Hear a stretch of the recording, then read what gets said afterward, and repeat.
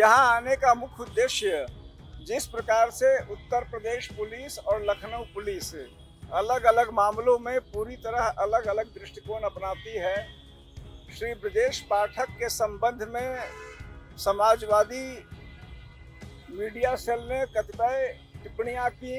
एक थर्ड व्यक्ति ने, श्री आनंद द्विवेदी जी ने उनके संबंध में एफआईआर लिखवाया, जो जितना मैं समझ पा रहा हूं उसमें मानहानि का मुकदमा दर्ज नहीं होना चाहिए था। आनन फानन में एफआईआर किया, कार्रवाई शुरू कर दी। अनेकानेक ऐसे दृष्टांत देखे गए हैं जब श्री आदित्यनाथ के लिए टिप्पणी की गई, तीसरे व्यक्ति ने, एक दरोगा तक ने यहाँ पर एक एफआईआर लिखवाया श्री आदित्यनाथ जी की टिप्पणी में।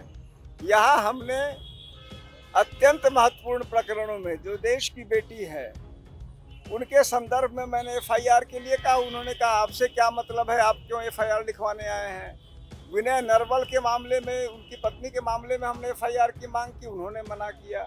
तो इसी के संबंध में मैंने यह ज्ञापन दिया है। मुख्य मेरा उद्देश्य यह है कि उत्तर प्रदेश पुलिस समदर्शी ढंग से और समान भाव से सबों के लिए काम करे, सबों के संदर्भ में एक ही नियम का पालन करे।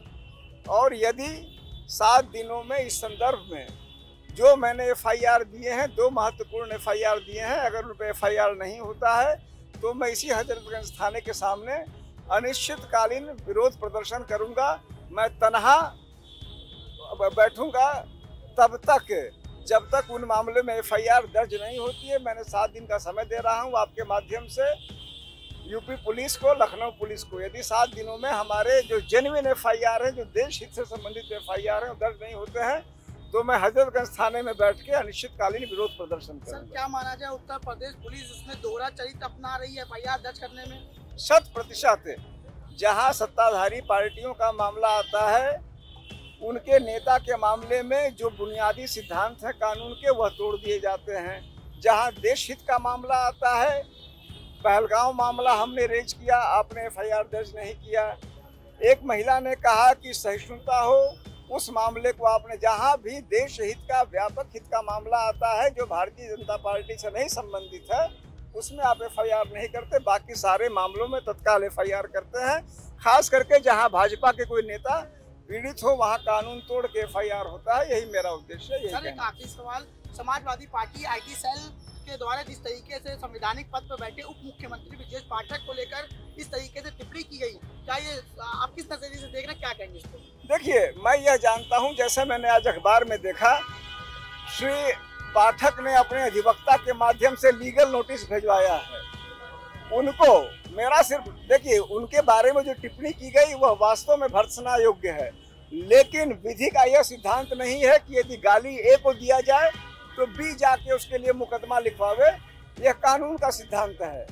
उन्होंने अगर कानून यही, आज उन्होंने लीगल नोटिस दिया, यह लीगल नोटिस वो दें, वो कोर्ट में जाएं, वो समाजवादी सेल को, अखिलेश यादव जी को, जिसके खिलाफ कार्रवाई करें, लेकिन पुलिस कम से कम इसमें गलत पार्टी बन के अनुचित कार्य न करे। और जो देश हित के मुद्दे हों, जहां वास्तव में धर्म के आधार पे, जाति के आधार पे, संप्रदाय के आधार पे विद्वेष फैलाया जा रहा है, उन मामलों में कार्रवाई करे, न कि किसी सत्ताधारी पार्टी के व्यक्तिगत हित में। यही मेरा कहना है। लेकिन सपा कह रही है कि डीएनए की शुरुआत जो है ब्रजेश पाठक ने करी। अगर समाजवादी पार्टी को लगता है कि ब्रजेश पाठक जी ने गलत किया, उनके खिलाफ मुकदमेबाजी करें। मेरा यहाँ पर सिर्फ कहना है कि हर व्यक्ति को, इस देश में हर व्यक्ति को अपने अपने कानून से लड़ने का अधिकार है। पुलिस को सहारा लेके और पुलिस को बायस्ड बन के, मेरी सिर्फ उस पर आपत्ति है, पुलिस पार्टी नहीं बन सकती है। कानून अपना काम करे। ब्रजेश पाठक जी को लगता है अखिलेश यादव जी ने गलत किया, उनके खिलाफ जाए, कानून उनके लिए है, वही कानून जो है। लेकिन यहाँ पुलिस पार्टी बनती है, पुलिस दूसरे का मुकदमा खुद दर्ज करती है, वह गलत है और मैं उसके विरोध में यहाँ।